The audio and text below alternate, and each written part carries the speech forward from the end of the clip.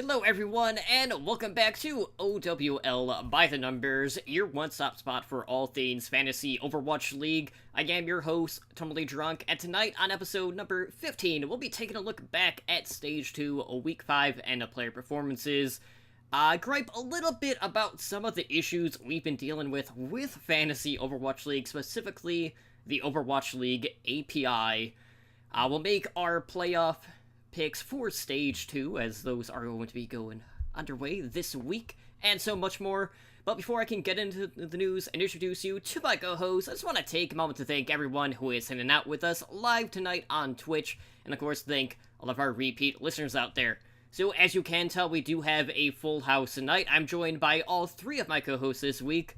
So guys, kind of going around this past week we had a couple of issues. But that did not stop Ramses and I from defeating you guys for the second week in a row, so that was fantastic. So we're now tied with A. Smith for first place in the showdown.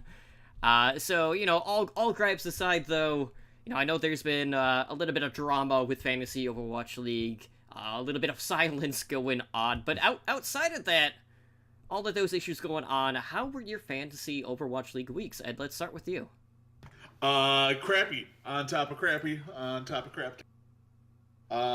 So I went, technically, I went 0-3.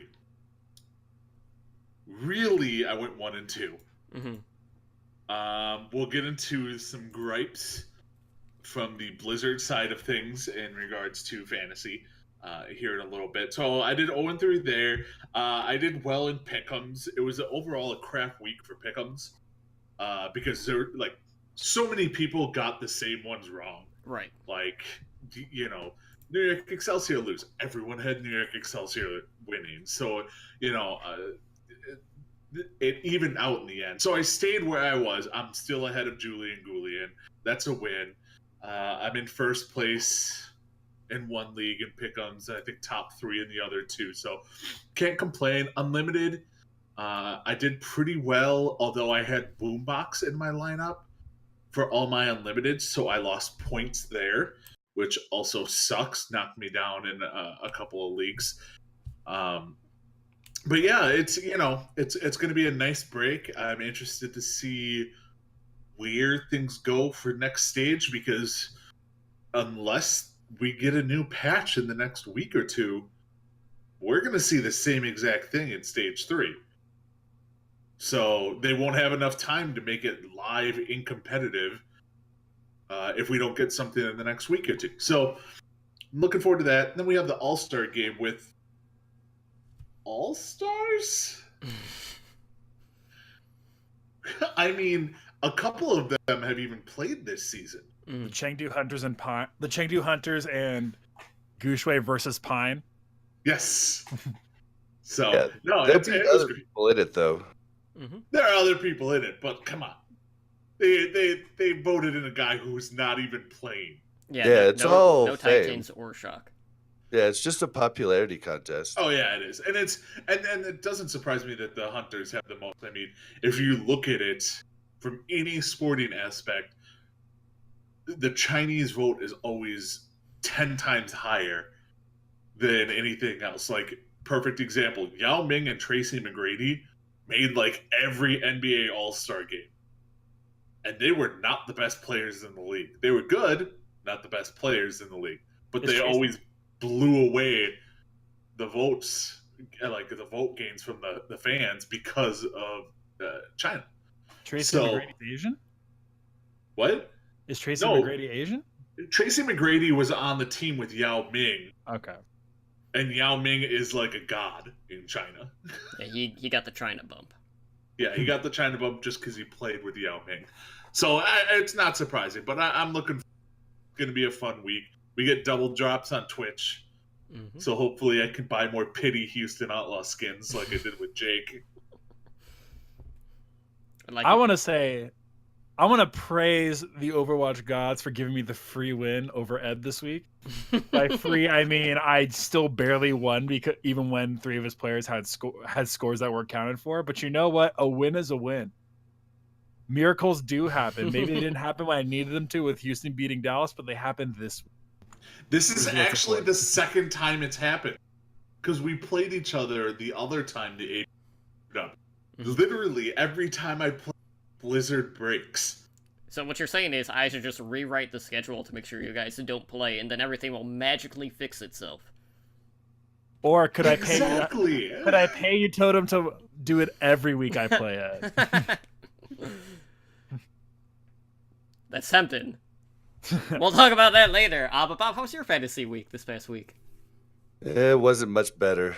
It's just it's a downhill spiral for me. I've been trying to stay into it, but it's just like it's so hard to keep track of what your players are doing from week to week, and I've just been so busy the last 2 weeks I haven't been able to do it. But I will be diving back in soon, and hopefully I can I can pull myself back out of the dungeon. But pick'ems I'm still doing pretty good in.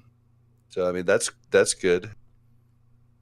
Fantastic. Yes, for myself, I did pick up a win in our Raw Scorn League. I believe I was facing Deathblow this past week. So, the win streak is back on after I dropped a map. So, we'll see whether or not I'll be able to, ease my way in. But, it's just nice that Ramses and I are, now at the, top with A. Smith. We'll see at what point we'll face him later on in the Podcasters Showdown. But with that being said, we did hit quite a few hiccups in this past week with the Overwatch League API. Now, Ed, I know, I messaged you that I was, sending something on the Overwatch forums about it, because this is not the first time that this has happened, but it has never been to the extent that we did see here in this last week. And, I mean, so far, we really don't know what's going on or what Blizzard is doing on their end to kind of fix it. So why don't you, clue everyone in on what exactly has been happening with some of the stats? All right. So to put it out there, you heard us talk about stats missing from some of the game. What highnoon.gg does, and what really anyone does, because Blizzard doesn't really give us any other stats, we have to use the mobile app. And we get all our stats from the mobile app by map. So if you go in there and you go to a current matchup, you go to map 1, map 2, map 3, map 4, it will show stats, individual damage, healing, kills, all that stuff. Now, what we've been getting is, this happened, I think, 2 weeks ago or 3 weeks ago with the San Francisco Shock versus the Hanzo Spark match, where one of the maps aired out. And there were no stats for this. Now, the way it works is it pulls all the map data. Well, just as you can assume from a lot of programs, if you're pulling in a whole series of data and one out of the 4 things of data is corrupted, it's going to corrupt the whole thing. And that's essentially what happened 3 weeks ago. Is if you had anybody playing in the Spark or the Shock in that matchup, you didn't get any points. So, and this was the first time it happened. It was a one-off. And then this week happened. And this week happened, it happened twice. So we had it happen in the Shock versus, why am I drawing a blank? It's a fusion. Shock versus Fusion matchup, and then the Hunters versus Valiant matchup. So you lost the points from both of those. Now, what Soul Drink and them over at highnoon.gg were able to do this time around, they were actually able to get the points from the other maps that still had stats. And they were brought over. So you at least got some of them. But in the instance when Ramses got a free win off me, I needed 70 points from Violet, Sinatra, and Boombox in that one map. And all 3 of them had average over 40 points a map. I mean, so I would have easily gotten 70 points off of the 3 of them. But because I didn't get those maps, I lost. And there's nothing highnoon.gg can do. Now, I know they're working on some solutions where they're talking about maybe doing average map score if this happens again, or maybe even the lowest map total the lowest map score becomes the score for that map. And that's a fix on highnoon.gg side, but Blizzard has been 100% silent on that. We had opened, not only did Totem make a forum post, a couple of other people made forum posts. I'm pretty sure I tweeted at half the Overwatch League and people associated with the Overwatch League, and we're just getting no response from it. It's just, I get it. We're not, fantasy Overwatch is not that big. It's not. Let's just be real. From an overall player base or fan base, Overwatch fantasy is not big. But the point I like to make is fantasy probably plays more of an impact in sports than anything else. Like, and I will say this, and people might argue with me on it, but like the NFL wouldn't be where it's at right now without fantasy. Hands down. Same with the NBA, same with baseball. Fantasy makes every sport bigger, better. Overall, people watch it more. So I feel the Overwatch League needs to actually kind of embrace it. Because now, especially with legalized gambling coming basically close to every state, you're going to be able to bet on these sports. You're going to be able to bet on if the Shock and Titans are going to play in the championship game. I mean, you can already do it now online. But if you do not embrace fantasy, I think you're dropping the ball. And by not making stats available, like consistently making the stats available, that's horrible. Like, can you imagine if you're in the championship game in fantasy football and the first half of one of the games with your starting running backs, they're just like, oh, sorry, we forgot to keep track of stats. Sucks to be you. We're not going to give you any points for that. No, there would be massive uproar. So what we need to do is get more people out there, go to the forum. We have posts there. Comment on them, bring them to the forefront. We need Blizzard to get more consistent stats available for everyone, because if they don't, fantasy is never going to be viable. Like I joked this week about how we're going to need to introduce a segment called "Let's try and predict which match Blizzard's going to screw up so we can avoid starting them." Like it almost comes to that. Like you're doing a complete crapshoot. Like, well, is Blizzard stats not going to work for this match, or are they? And like standard in standard drafts, which we are all in, it's not as drastic because okay, you lose 1 week. Like I lost to Ramses this week. Sucks. Yes, I'm still in first place. It's not detrimental to me. But in Unlimited is where it really gets you. Because that is just cumulative over and over on top of each other and top of each other. You mean Raw? Points-wise. No, in Unlimited. So, like, you're adding up your point total in Unlimited, and that's what they base the leaderboard off of.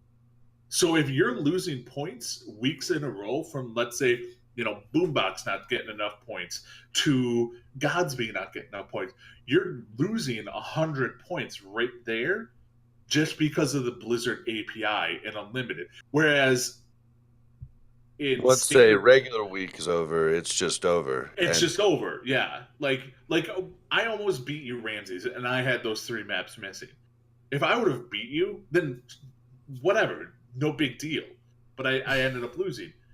But in Unlimited, if I had started those players, I lose those 3 maps. I lose all those points from the season-ending total, which I think is a bigger deal. So I know the people over at highnoon.gg are working now, so God bless them for that. But Blizzard needs to fix their shit. It's very frustrating. And I know they have a lot on their plates, but like just having an app that works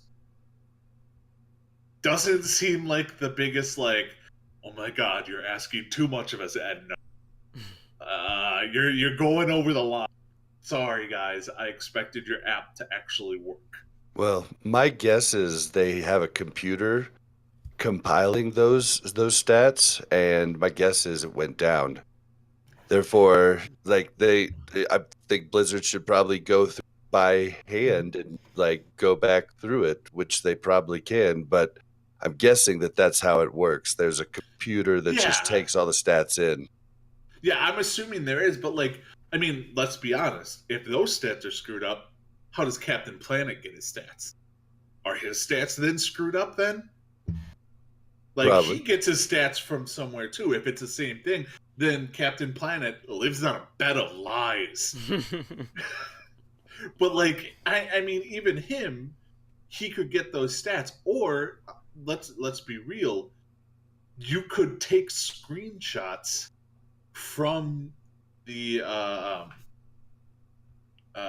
what is it? The command center. Command center, where when you go on and you focus on a single player, you get stats on both sides of all the people playing. I mean, you get kills, damage done, healing done, all that stuff. Do you know whether or not that was blank during those games? It was 100% not blank during those games. Okay.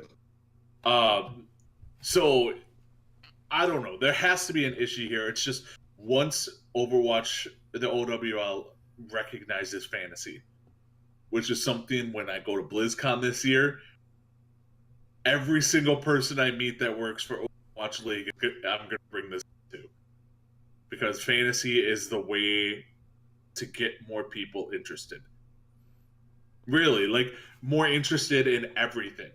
Mm-hmm. Because if you're a diehard Dallas fan, like, you're a bad example, Bob, but like, if let's say you're just a let's say you're a casual like fan, but you're a diehard Dallas fan, you're just watching the Dallas games or the games in Dallas. You're not paying attention to the other ones.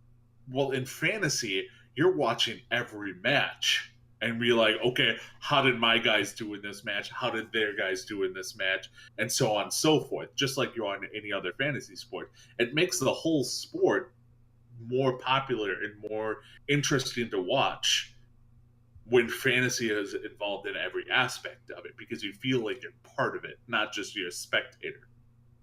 So, all right, I'm down for my soapbox. I will let you guys discuss this. Well, I will say, like, the thing with me is, it's like, when it comes to, on Blizzard's end, like, we haven't heard anything about Fantasy Overwatch League since, like, before the inaugural season. Like, it's something that's in the pipeline, but we don't know how far along it is, even if they've even started it. And the thing is, too, like, if we don't have the stats, and, you know, we're pulling directly from the API, if that stuff isn't there, well, it's kind of hard to drum up the interest in Fantasy Overwatch League if the information that we're given isn't accurate. So it's very frustrating from, you know, our perspective, just because, you know, all of us are really into Fantasy Overwatch League. Because if we weren't, we wouldn't be doing this podcast. We wouldn't, you know, be setting up live drafts, doing unlimited week to week, doing our pick'ems, all of that stuff. Getting Bob in the last round scream, Gary! And then drafting them and immediately being like, yep. It is Still just salty. Yeah, it's just frustrating, because I don't want to go into this mindset of, like, well, which map are they going to mess up this week? Like, am I going to be hesitant to play shock players just because it's happened to them not once but twice now?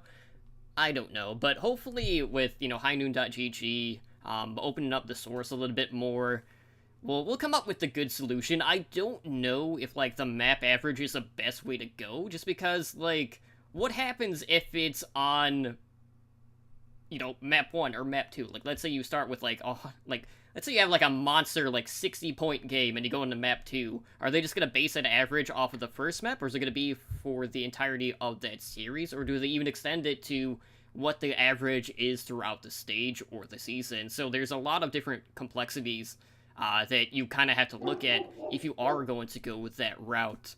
But, you know, I just hope we don't, you know, get into a situation where it happens multiple times in the same series, where, you know, we lose half of the stats as opposed to just one particular map. Yeah, and that's going to be the fine line. I'm assuming they're going to take the average stats from each series, not overall, or just the next map. But again, getting those points is better than having 0. Right. I think is what it kind of boils down to. So I don't know. There's no flawless system to do this, because I know Soul Drink was talking. He's going to, the way they're working on it is they have to recode things for it, but they also want to give commissioners the option to opt out of doing that completely. And that, he said, is going to be the trickiest, giving commissioners the option to opt out of adding the points from that map. I don't get, but I mean, I get it from the point of, yes, to try and make it everyone happy when it comes. Absolutely. But with that being said, you know, outside of those 4 teams that were affected by map scores, we did have a couple of people not have the best performances here in the last week. So let's take a look at some of the players that had a fair share of struggles in Stage 2, week number 5. So, Ramses, take a look at it. It seems like just about every week we got one of your Houston boys on the docket. So, you know, we've seen a lot of experimentation, and because of that, one player in particular has not been putting up the numbers, just due to the fact that they've been running more Jake Rat. Yeah, Ed said it last week. The only Houston, I would even say, the only Houston DPS for sure that is startable is Jake at this point. They've said he's going to be in every single map, even though they're committing to goats is completely ridiculous. That would their goats look as having both Cool Mat and Spree in at the same time. So it's not really, there's no other DPS that you're really going to put in. I don't know. Dante's a safe drop in my opinion, because we aren't going to know whether or not they're going to produce come Stage 3, which I think is the main reason you would even keep him in the first place. I don't know. I think dropping anybody at this point that's DPS that has promise is kind of scary. With all the talk about supposed 222 coming in Stage 3. So, I mean, like, I would be careful dropping any good DPS, and I would consider him their second best DPS, you know? Right. With that being said, though, Bob, I think next week we should really deep dive into, you know, a Force 222 meta, and maybe do, like, power rankings. Oh, that'd be cool. And thoughts like that for, like, our off-week episode, because there is a lot of good information that we could get out of that, because, you know, we could be seeing a lot of, like, superstar-type DPS players starting to resurface when they haven't really been, you know, popping in too much so far this season. Well, then, to be continued. At this point, I don't know if you can necessarily drop anybody for... That's a good point in general. I don't know if anybody's droppable yet for at least another week to 2 weeks. DPS-wide. Oh, all right, let's be real here. The Outlaws are droppable. Well, that goes without saying. The entire team. The entire team. Like, Jake was a great pickup from last week, but that's because so few teams played 2 maps, or 2 series. But 100% droppable on my team right now. Great pickup for last week. Trashed here for the rest. So, yeah, all the Outlaws could be dropped. Even 23rd ranked Raucous. That's Ed's take. I would say don't drop Lynx or don't drop Dante. I agree with Ed's take. What about the delay. Arhan? Oh yeah, I brought up Arhan. I don't know why he's there either, just to make Tyron feel happy. But no, I agree though. I think I agree mostly with Ed that it's totally fine feeling uneasy, like not to drop DPS players because we don't know what sort of meta stuff is coming down the pipeline. But that's assuming something is coming in general, which Blizzard's usually pretty good about putting out a patch in between stages. But I don't know. I think Dante, at least, if you need to drop, he's expendable. But I wouldn't go out of your way yet. Not until we have further evidence as far as what the meta may be coming into Stage 3. Tracer becomes relevant Stage 3. You're like, shit. Houston will still find a way to be bad. Well, there has been a lot of, like, hints on Twitter about trades and sign-ins. You know, eye Potentially- emojis everywhere. Potentially, this next person we're going to talk about could be a potential sign-in elsewhere, just due to the fact that he has seen a decrease of playtime, primarily due to the fact that Atlanta has been running, another off-tank in favor of running this player in particular. So what do you guys think about Fried? Because, he put up 35.34 points, not playing a whole lot of maps this week. Do you feel like at this point he is droppable, or do you feel like he's going to be like a good fix for maybe one of these other teams where he would be seeing, a bulk of the playtime at that point? I think Fred is definitely droppable. Yeah, I completely agree. Yeah. I think Friday's past. They're past the point of punishing Daco, and they're playing him. Like, Friday played one map. They lost that map. Like, they played him one map last week. I'm pretty sure they lost that map as well, or last time he week played. before last. Week yeah. before last. Like, he's the inferior off tank on that team. Yeah, great, like, map average, but he's not starting every map. No. And he doesn't know how to spell. Yeah. Get it right, Fred, Fried, whatever. FRD. How many Z's are in Blazing though? Oh yeah, but at least you can sound it out. Got him. You know what I mean? Wa- Like, Blaz and this Daz. is just, there's no way to turn that into Fried. It'd be like, hey. Like, who's if he the start did this week? Bird. FYED, that would be Fried. I It mean, would be a weird way to spell it, but that would sound out to be Fried. it makes a little bit more sense when you look at what his Twitter handle is, but See, that's Well, the problem. he we need says it's nameplates. fried without the vowels, which is just like, Right. okay. We need nameplates during walkouts when they're doing the player entrances, and boom, problem solved. That'll fix Yeah, it. I just feel like that type of name Mhm. makes the league less legitimate. Like, if you heard someone say fried, you'd be like looking at like, who the hell is Fried? Are Well, they being FRD? Like, Is that any worse than changing your in-game name 3 times, like with Flower/Nanohana? you I know, know, yeah, Flower. That was could- a weird one. you could say Fried's a really dumb name. I submit to you, Clinton Dix. Safety for whichever team he's on now. He's with the Washington Redskins, ex-Green Bay Packer. We'll say this. Yeah, I'm just saying everybody Everyone has weird loves names. some good haha dicks. Clinton Dix, excuse me. Oh, yeah, sorry, I forgot that.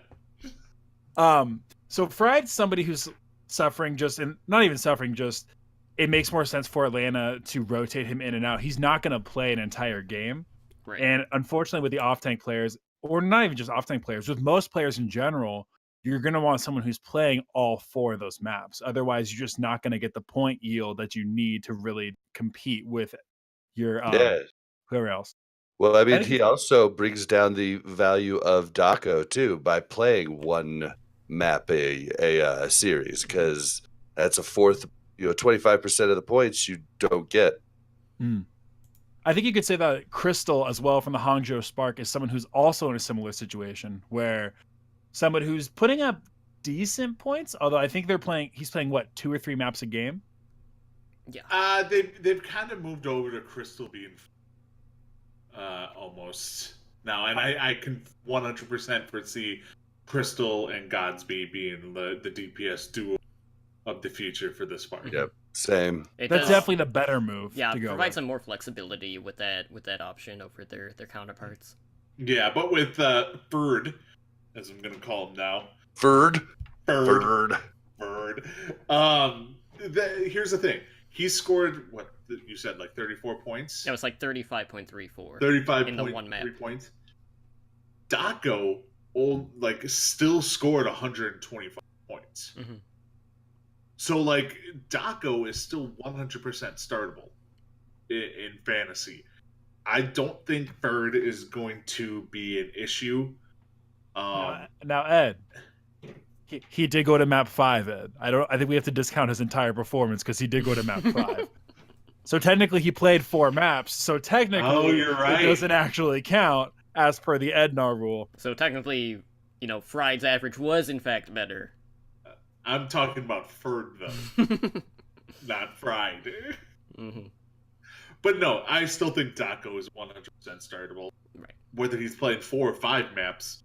And if Daco is 100% startable, that means his backup, not startable, not playable, not keepable. Now, this is barring him getting traded to anyone, but I don't think Bird is good enough to actually be traded to a team and be an instant starter, because there are a lot of diva players out there in the league. I know And one team. Hey, you are starting.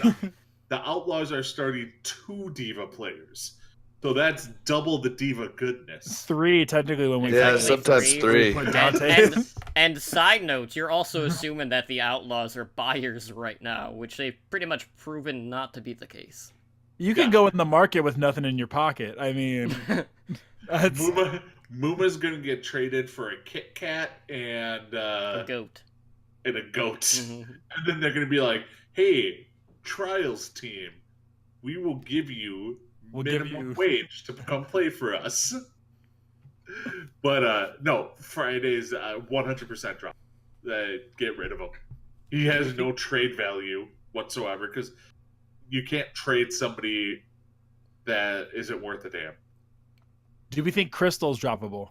No, Definitely not. 100% not.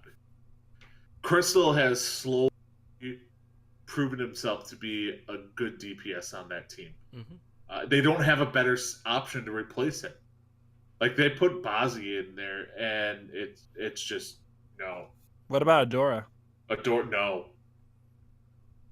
Just know that they tried putting Adora in there 3-3 with goats, with baguettes, and then they're like, wait, Crystal's actually about average with Adora on baguette. Why are we taking Crystal out of the map? Mhm. I mean, Adora has more points than Crystal for this week. Because one of the maps didn't count. I know. I'm sorry, I had to like riling you up a little bit. So outside of that, something that we bring up a lot is, maybe players on some of these lesser teams being really big booms for Fantasy Overwatch League. Now, I would say there's a team in particular out there that hasn't quite equated to with the Florida Mayhem. Saya Player's kind of been in this weird spot ever since the Mayhem kind of went to this all-Korean roster, and, they failed to pick up a win in stage number 2. And Saya Player's kind of been, fairly middle of the pack right now, with this last week him putting up 103.54 points. At this rate, kind of like looking at that team in general, do you guys feel anyone on the Mayhem is startable at this point? I don't know, man. Only if you need him, though. Yeah, they're weird at the moment, but they're getting better, but it's definitely a slow burn. Right. Mm-hmm. Yeah, I mean, there's always the BQB and Saya being able to pop off for one series. And that's a very risky scenario. Hagapen is startable, I think. Because he's a top 15 flex support. A top 15 flex support is playable in any fashion, plain and simple. It depends on who you have above them, but all the rumblings coming around are that the Mayhem are going to be doing a fairly large shakeup. Well, that depends on how much you want to read into Twitter memes. But even people reporting it on podcasts, I'm not buying that. I'm not buying the runaway stuff, but Mayhem tweeted out essentially they put 2 shields up and to support whatever memes up. To me, that signs that they're signing 2 tanks new supports. So who knows if Hagapen will be startable at the start of stage 3? The only thing I think for certain is BQB and Saya Player. because I think with those two, they're set. Those are two good DPS. I will say that. Like, those are two DPS. If they improve their support line and improve their tank line, I'm happy with Saya player and BQB playing DPS. I would be 100% content with that. But they need to improve everything else. So, all in all, don't start them unless it's an emergency. But beginning of stage 3, who knows what's going to happen? Maybe they trade for OGE. I'm just saying it because of the Dallas Fuel signing today. Yeah, if anything, Dallas looked to like sell Trill. Like OGE after like hearing the chants, like he was the main person chanted at the home game. He's become worth more than just his play, if you know what I mean. Well, I mean, you don't sign Trill to a professional contract to be like, and you're traded. I mean, you might if you make a gain on it. Yeah, you might. Well, they could have traded him before they signed him to the main roster because he was on their contenders team. They could have traded him 3 weeks ago. What are the rules on that? Other people can get him too, though. Can't they from the contenders? It's easier to get them from the contenders team than from your Overwatch League team. The Overwatch League team, I think you have to do a pretty extensive buyout. I'm not sure how it works, but I think overall it's easier to get someone off someone else's contenders team than. I mean, I really wish I knew of a Korean tank that was super aggressive, that is considered one of the best main tanks in the league, that is now starting behind somebody named Marvel. I don't know. There's also another I don't know. really good Winston player who's just kind of sitting. Actually, there's two pretty capable tank players that aren't starting for a certain LA team. Well, all right, so here's the one thing with the Mayhem. There's been rumblings, and this is more fan rumblings than anything, but I mean, they still technically have Apply and McGravy on the Mayhem team. Tavik, I know, signed with Rogue. Like, he signed with Rogue to do something or another. But you still have McGravy and Apply. Why don't they go after Fusion University tanks? I would have a feeling the buyouts on Fusion Uni would be so absurd.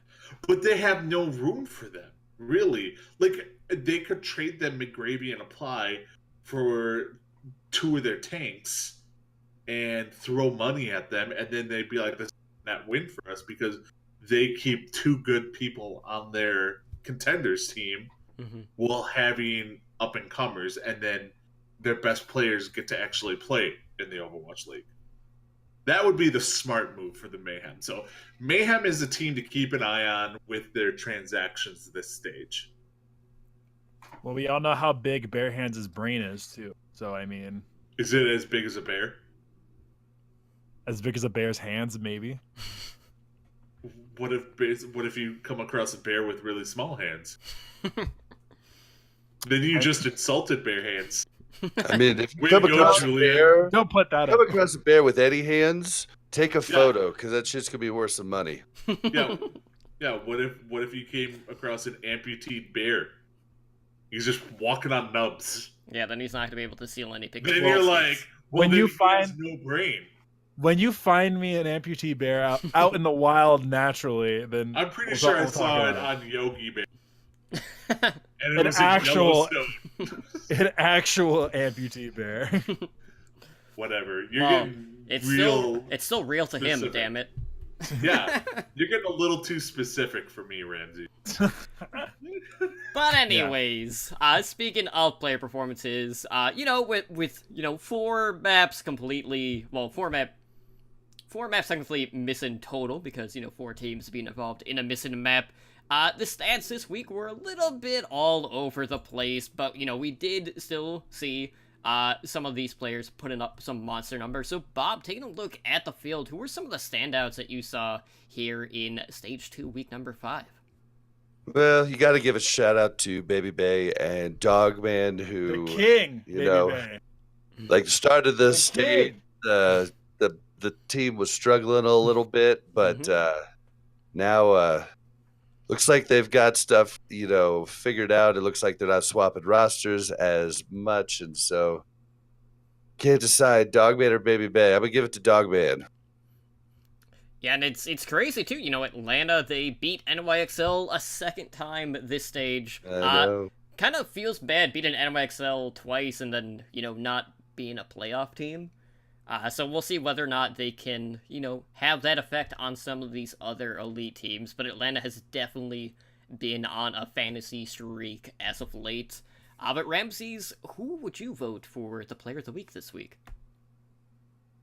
I mean, I can only give it to Aim God so many times, so he wouldn't get it from me this week. No, mine would be Bebe from the Hangzhou Spark.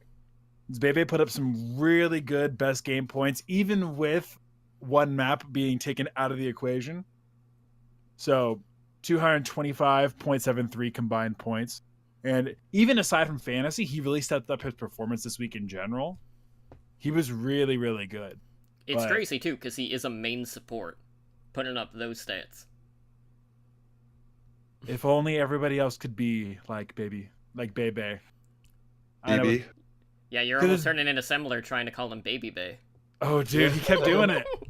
And I was like, dude, you know better, Semler, come on. You could see his name in front of you on the screen. It's Bebe. But, yeah, Bebe was really good this week. He had the best combined scores. Again, with one map missing. So he had the best combined scores with... Not combined, I'm sorry. He had the best scores with 225.73. He was great. Absolutely. Ed, who would you nominate this week? Okay, so I will say this. Hey Baby did not have any map scores missing this week. So, just throwing that out there. But I'm going with two people. And they both play for the San Francisco Shock, who did have a map missing. And I'm going for Violet and Sinatra. Violet was the number 2 support in the league this week, combined with a map missing. That's insane. And then Sinatra was the number 3 DPS, again with a map missing. So you had 2 people from the Shock with a map missing, both being top 7 overall, I think it was. Total. It's insane.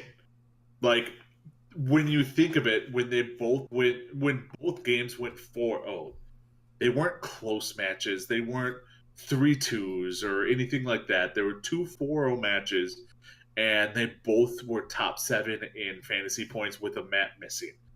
Like, that is just impressive on all fronts. So, Violet and Sinatra get my plays of the week.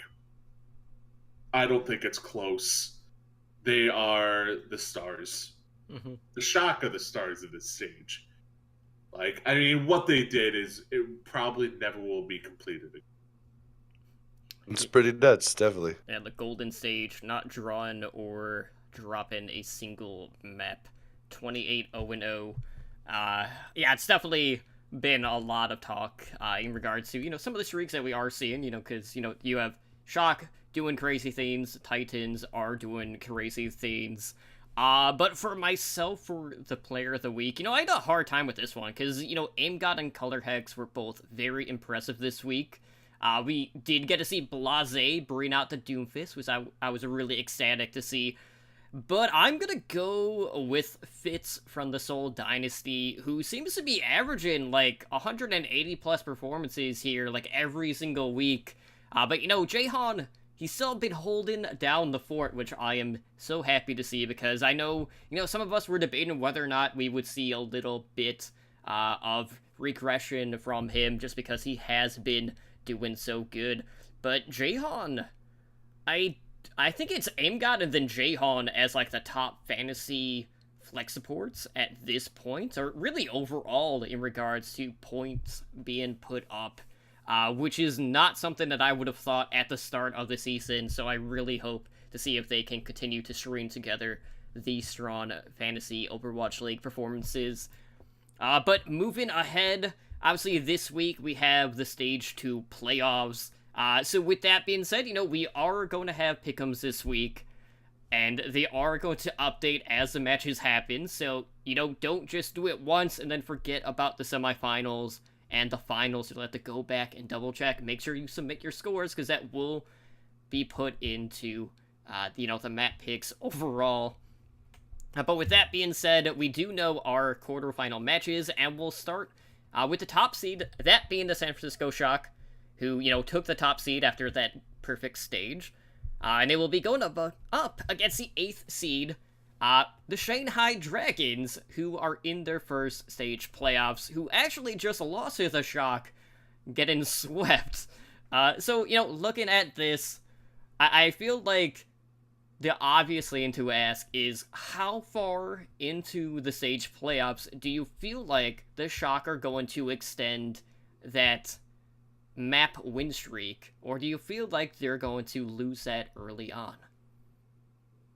I'll go first. I think they're gonna lose it in this series. I think Shanghai. I don't think Shanghai at all. At best, it's gonna be a 3-1 Shock over Shanghai. But I think Shanghai might get a map off of them. I mean, they almost got, let's be real. They played this week. Mm-hmm. They almost took 2 maps off of them, and it took some pretty crazy San Francisco Shock play for them to come back and take those maps. Almost every map was close, yeah, though. Right. So, Shanghai just needs one of those maps to flip. Mm-hmm. For instance, what was it, Paris this week? Shanghai did amazing, and then all of a sudden, San Francisco Shock are like, we're going to break the all-time point B capture twice in the same map. What? You broke it, and then in overtime, and then the next round, you broke it again. Okay, fair enough, Shock. They pulled stuff out of their ass to take every map. So I don't think they get out of the first round of the playoffs without at least losing one map. Okay. Same. I think it's very likely going to be a 3-1. I know they were complaining. Super was complaining about how much that Shanghai was just running Sombra against them, which is what he went hardcore lost. frozen on that one. Yeah, we lost you Ramses. froze for a moment there. I'm still here. I didn't go Yeah. anywhere. Imagine that. That sucks. Bro, I'm not even at my house right now. I don't even know why. But no, we saw with Shanghai running the Sombra on San Francisco. That was Super's main complaint on stream, was that they just ran Sombra against them so much just to eliminate all other strats. I still think it's San Francisco 3-1, but I think Shanghai is going to manage to take a map this time. Yeah, I think the smart money's definitely San Francisco, but you always do need to remember that 4-0 does not tell the whole story. Shanghai is getting better, and if Shock doesn't come in all guns a-blazing, Shanghai has a chance to cause the upset. Yeah, I will say, out of all the Chinese teams, right now, I do feel like the Dragons are the best team on a lot. I would even put them ahead of the Spark, despite Spark kind of figuring out who they are as a team and what their starting lineup is going to be. But I feel like the Shock are still going to get the sweep in this one. And I really don't expect too much pressure on the Shock until, the stage finals. But moving on to the next quarterfinal match, we do have the number 2 seed, which was the London Spitfire, which is definitely a big surprise. It was not, in fact, New York Excelsior, and you can thank Atlanta Reign to that for, getting those 2 wins. So as the number 2 seed, they're going up against the 7th seed, that being the Hangzhou Spark. Now, looking at London, you have Prophet, who has basically been putting up an MVP-like performance. Birdring has definitely gotten back into form after, he came back from being benched throughout most of Stage 1. And, Spitfire are riding a little bit of a hot streak going into this match. But I'm really interested to see, just a flexibility match between Crystal and Prophet in this series, and who's going to get the better of one another in that. but smart money definitely has it on London. But Ed, I know you are, the bigger Spark fan out of the lot of the four, so what would you think the Sparks' chances are in this quarterfinal match? If there was to be an upset in the first round, this is the map that it would happen. Or this is a series it would happen in. I'm not saying the Sparks beat the Spitfire. I still think the Spitfire will probably end up winning. And I think it really comes down to the main ticks. Mm-hmm. Like Gouchway coming in on his Winston. Everyone knows Gouchway's a phenomenal Winston. Well, who else is a phenomenal Winston? Like Gesture. Mm-hmm. Oh yeah, he's phenomenal at it. Like, so you can't even go that. And Gesture's Reinhardt is way better than Gouchway's. Like, but if I'm looking at the Shanghai Shot, Spitfire Spark, Fuel Titans or Gladiators NYXL, if I was to pick one upset, it would be the Spark over the Spitfire. I'm not picking them to win. I'm still picking the Spitfire to win, but this would be the one match that I could say could easily flip the other way. Mm-hmm. But I see the Spitfire in this one 3-1. Well, looking at this now, the playoffs aren't set correctly. Like, London is not the number 2 seed. Yes, they are. Vancouver is. And they won the division. The winner of the Pacific and the Atlantic 1-2 seed, and then it goes from record after that. Mm-hmm. Oh, that's dumb. So that's why it's like that in every league, though. No, not in the NFL. It's that way. Yeah, well, if it was like the NFL, they'd be completely separate. But like, all right, for instance, a few years back, the Carolina, I think it was the Carolina Panthers, made the playoffs as the number 3 seed with a losing record. Yeah, but what I'm saying 7-9. is that isn't the way this works. If that was the way this works, then we would have an equal amount making stage playoffs from each side. But we don't. We've only got 2 Atlantic teams. So therefore, no, it's not anything like the NFL. But if you don't give an advantage to winning the Pacific or the Atlantic, then there's 0 point in having divisions. Yeah, well, I mean, I could agree with that, but I mean, if they're gonna do it like this, where everybody's in a pool, you just do it straight up: 1 verse 8, 2 verse 7, 3 verse 6, 4 verse 5. But the only advantage they give is the person who wins is to the 2 teams that win their divisions. Either way, Dallas would lose to this team one way or another, regardless if it was 2 or 3. But speaking of Dallas has the unfortunate draw of going up against the Vancouver Titans, who are undefeated, not just this stage, but since entering the Overwatch League.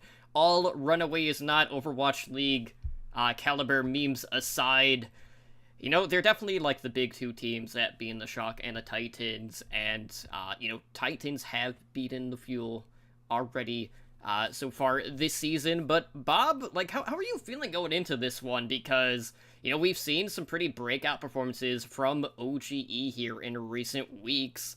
But, there's been times where we do see a little bit of fall off from Dallas, so I don't know if that's kind of like affecting your mindset going into this series, or how you're feeling right now. No, I don't think Dallas stands a chance. But, I mean, it's absurd to think that they wouldn't have stood a chance against London. So, like, I mean, London, the Titans, 2 very different teams. Titans S tier, London sometimes A tier, sometimes B, at times C too this entire season. So I would still say they're both complete teams.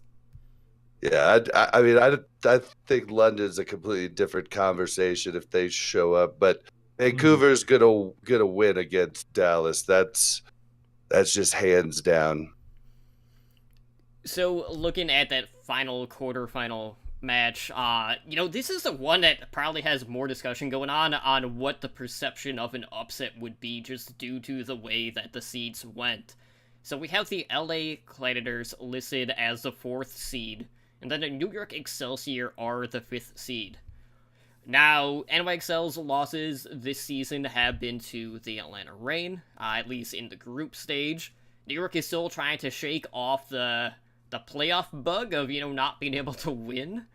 And then, the LA Gladiators are finally starting to turn into the team that all of us pretty much felt like they are going to be, and we'll see whether or not they'll be able to continue the downward trend of NYXL. But do you guys feel like a win for the Gladiators at this point would be considered an upset against New York Excelsior, knowing kind of like how slow they've been to adapt to the current meta? I don't know. I mean, I think this is going to be the best game of the semis. Like, I think this is going to be a really good game. I think that the Gladiators have a lot of tape on how to beat NYXL, and it's a lot of recent tape, being their last 2 games played in the last 3 weeks. So I think Gladiators definitely have a chance to take this, and I don't even know if I would say it's an upset at this point. I wouldn't say it's an upset, but I think that it's going to depend on whether put together, mentally focused New York Excelsior comes out, or looser, not as collected New York Excelsior is there. Because even aside, we saw them almost self-destruct when they played Seoul in the Stage 1 playoffs. You would hope that they would come together with a better game plan, or at least a better mental energy of, hey, we're going to focus, we're going to get this done. But who knows? They fall apart when teams press W and go aggressive. I mean, it's been happening, and I think that a lot of people know this now. And I think if they don't come with a different strategy, I think Gladiators are going to continue. But I don't know. I think safe money is still on New York, but Gladiators certainly it's pretty close odds as far as who would actually win this game, at least from analysis. We'll get to the game and it's going to play completely differently. But I don't know. Ed, what are you thinking? I was just trying to look up the odds real quick, and I was on Bovada. Bovada doesn't have them anymore. They don't have those games. They have other. All right. They have the Spitfire game and the Vancouver game. Spitfire favored at -250. Vancouver's favored at -2,500. Yep.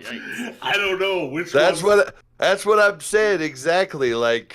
London is not as good as Vancouver.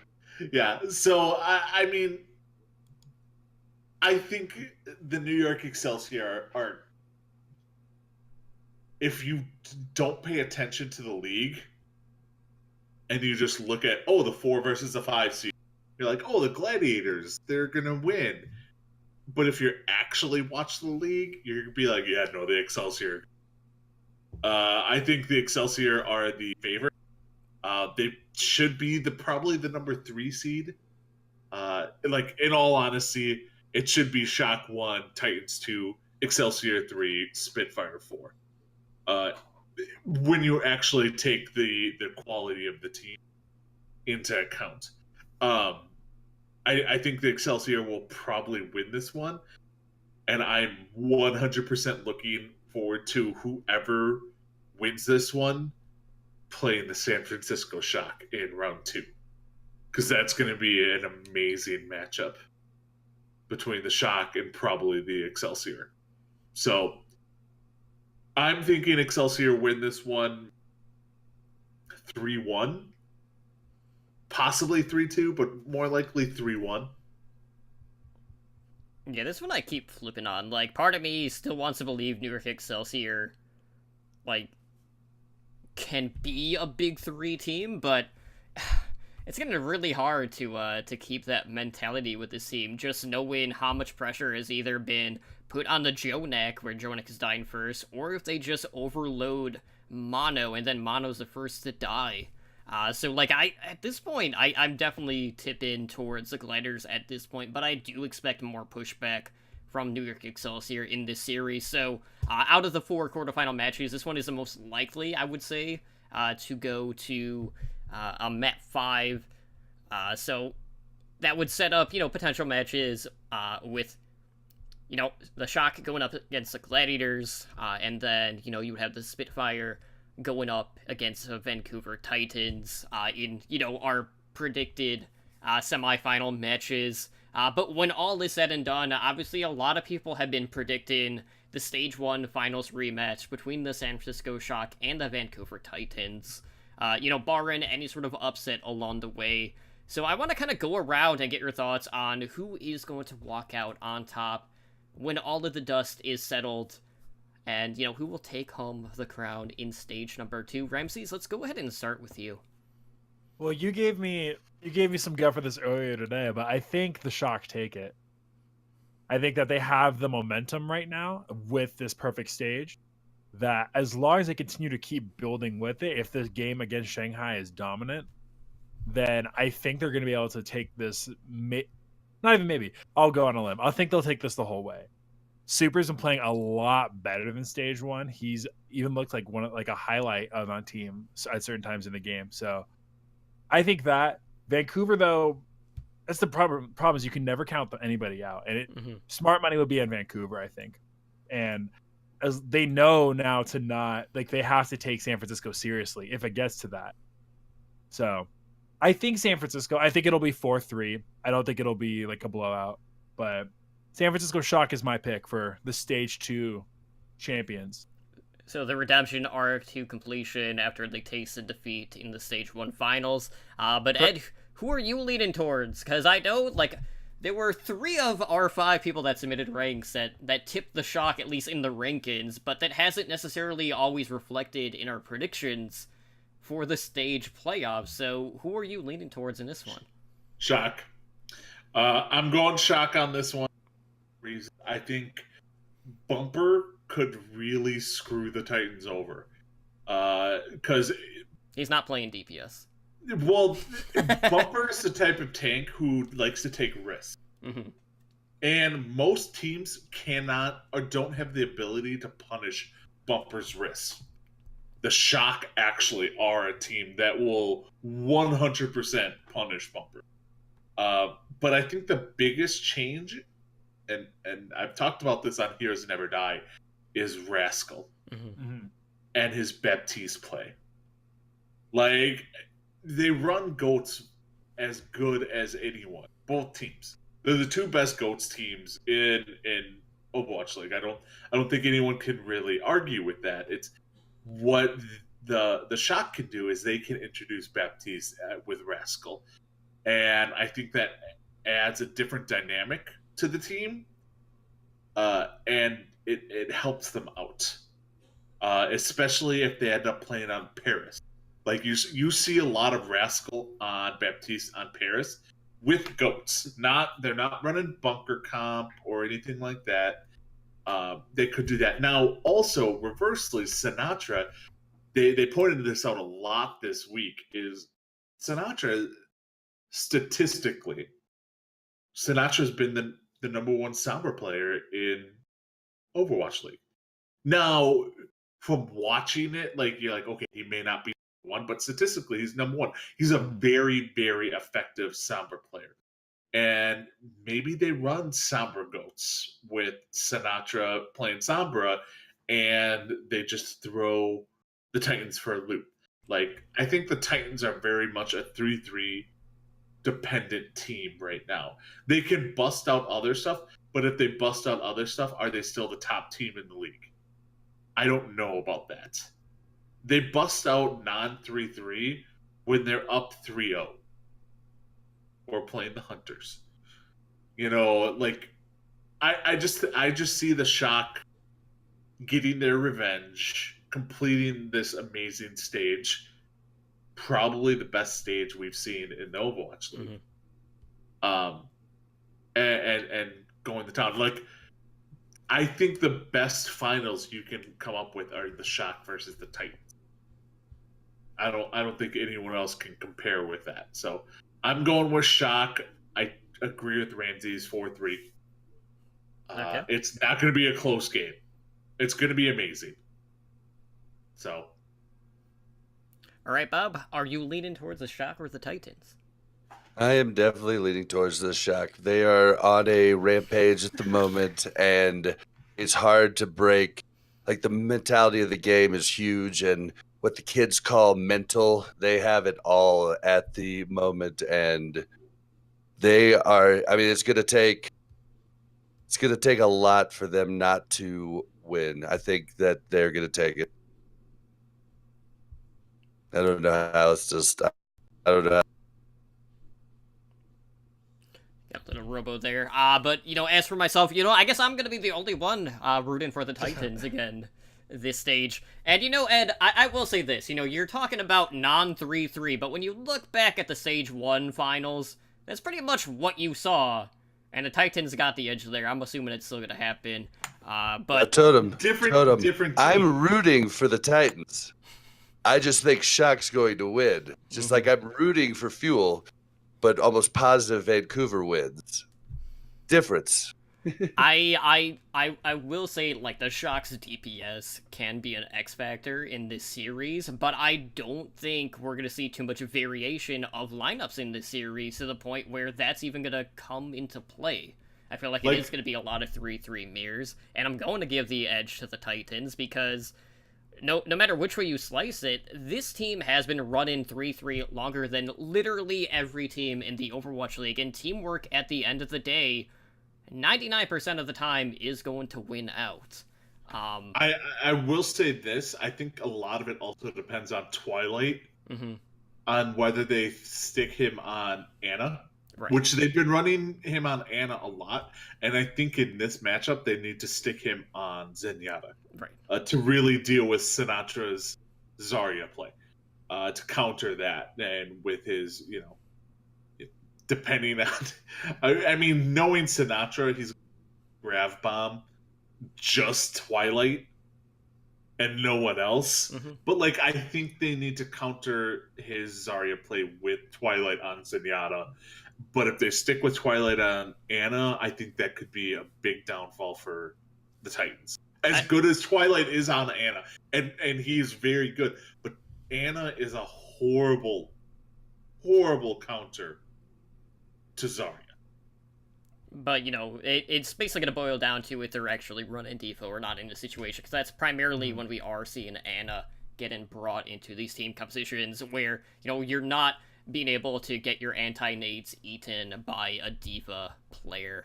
But if they're not running D.Va, I would expect to see Twilight on the Ana. But, one way or another, I still feel like this is going to be a very close series. The Stage 1 finals could have tipped either way. But I feel like as soon as the Shock drop a map, I don't feel like they are going to be as confident at that point. But, they try to, shrug it off. They don't really like to talk about the streak that they're currently on. But, both of these teams are really confident. But I still feel like the Titans are going to come out on top. And then, next week, when we do our power rankings, you guys are going to second-guess yourselves at that point, and we'll move on from there.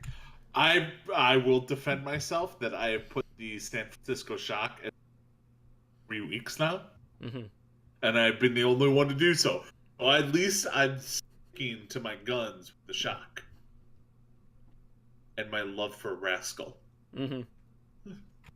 So you're saying there's no excuse for Ramses? Well, he's an Outlaw fan. There's never an excuse for Outlaw fans. Hashtag Totem is always right. Feels bad, man.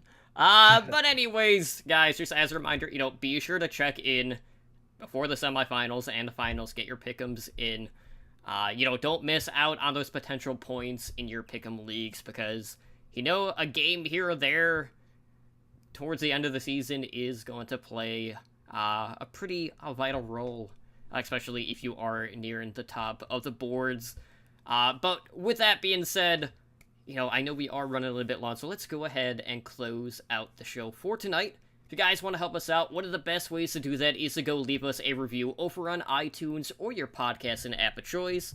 We're always looking for ways to improve the show, make for a better listening experience, and, next week we'll deep dive into the potential forced 2-2-2 meta and have a nice deep dive conversation on that. and kind of like reflect on, some of our thoughts and maybe some of the players that might resurface or really stand out. So stay tuned for that. If you want to find additional Overwatch content, be sure to check out Overwatch Recall. That is our Overwatch content hub, which is available on our website and on our Twitter. So be sure to follow us at OW Recall, with the episodic listens being released every Sunday night. And I will note, I did a little spring cleaning. I removed some of the inactive podcasts that haven't really released an episode in like the past 6 months. So, I added a new one as well, so keep an eye on all of that. But Ed, we have a number of different ways how our listeners can get a hold of us, so why don't you let them know how they can do that? Right. Well, you can reach us through email. We are on Twitter. That's at OWL by the numbers. We do have a website where you can see all our videos, podcasts at show.com. We are presently, we have a YouTube channel, youtube.com/Overwatch League Network. So come there, check it out. We have all our videos there. On Discord, we are on Discord at discord.me/OWLN show. And then we also are on Twitch, twitch.tv/OWLN show. We are a Twitch affiliate, so come help support the show by subscribing to our network channel and earn our emoticon. Our podcast network does stream pretty regularly, and that's Overwatch League Network, and Mondays at 7 p.m. Pacific. Tuesdays, we have this show, OWL by the Numbers, at 6 p.m. Pacific. And then Heroes Never Die, the show I do with Totem, is Wednesdays at 5 p.m. Pacific. Host streams, when available, will air Mondays at 5 p.m. Pacific and Fridays at 7:30 p.m. Pacific. We do presently have a Patreon, and that is patreon.com/OWL Network. We recently launched our network's Patreon page for those that want to support our Overwatch Network even further. Tiers start at just $1 a month. So you too can join the likes of our master and above patrons like Blake, Bob, Brendan, and Gabby in helping our network grow. So thanks again for all of your support. And then it's also time. Spoiler alert. Oh no, a spoiler alert. Spoiler alert. Wait, have you guys all seen Avengers? You cut out again. Have you seen Endgame? I mean, we have, but... Do we know if Okay. the audience has seen Endgame I don't yet? know if the audience... All right, first off, if you're listening to this and you haven't, shame on you. If you haven't seen it, just turn off Spoiler. the podcast. So spoilers, okay. What is more disturbing to you? Fat Thor or the fact that Fortnite is still being played 5 years in the future? This is a trap Fat- question for Bob. Fat Thor was the best thing ever.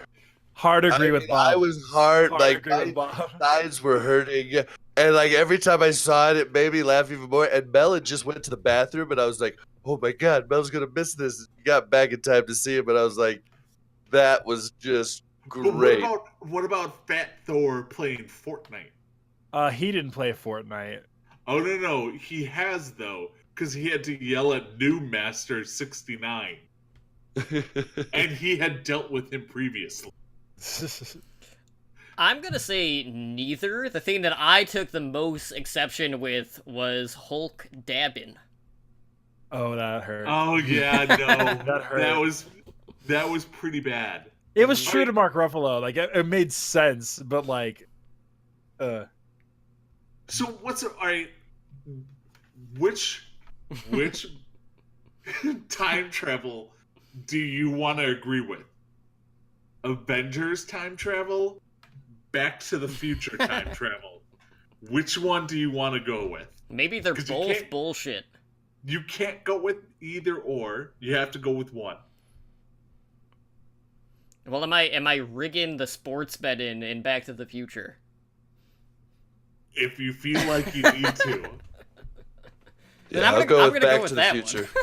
You're gonna go with Back. What about you, Ramsey? Are you gonna be and not be a complete time traveling dick? I don't know what any of that was you Entrepreneur. said We're because entrepreneur. I don't know, all that cut out, but I like the Avengers one because it lets you interact with the past more, but at the same time, it lets you fix your mistakes, like being a Houston Outlaws fan. That's a mistake I would fix. Yeah, but no, I probably would go with the Avengers one. The only problem is then you have to go back and then like redo. There's so much more work involved instead of just in and then coming back out. But That's what she said. boo! I had to. Boo! You set me up. All right. So on that wonderful note, you can reach me on Twitter at Edinar Overwatch. Totem, where can they find you? Well, I'm over on the Twitter, definitely trolling Houston Outlaws fans, Ramsey's included. At Totally Drunk CTR. And, if I am live on Twitch, it is, of course, here on our podcast network channel. But Ramses, as you continue to sigh, where can people get a hold of you on social media? I'm just full of size, but you can find me on Twitter at Ramses_OW. And then you can also find the show that I do with Labosco, Push the Point. We just had a new episode come out today, and you can find that at PushPointPod. And we may have something involving all of us elsewhere.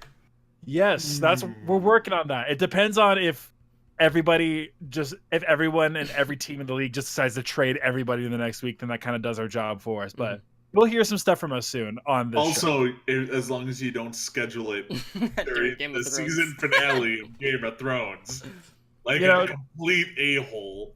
I will say only 2 of you called me on that. I was expecting all 3, but Bob didn't say anything. Bob was just got me while I was in the middle of a podcast, I think. Yeah, that just makes you an a-hole. Yeah, that's entrapment. You tried to slip it by, yeah. Well, no, I think I was gonna schedule during when you record, and I pulled it back. I messaged you when you were done. You were no longer streaming. I was doing something. I forget what I was doing. Well, anyways, Bob, where can our listeners get a hold of you over on social media?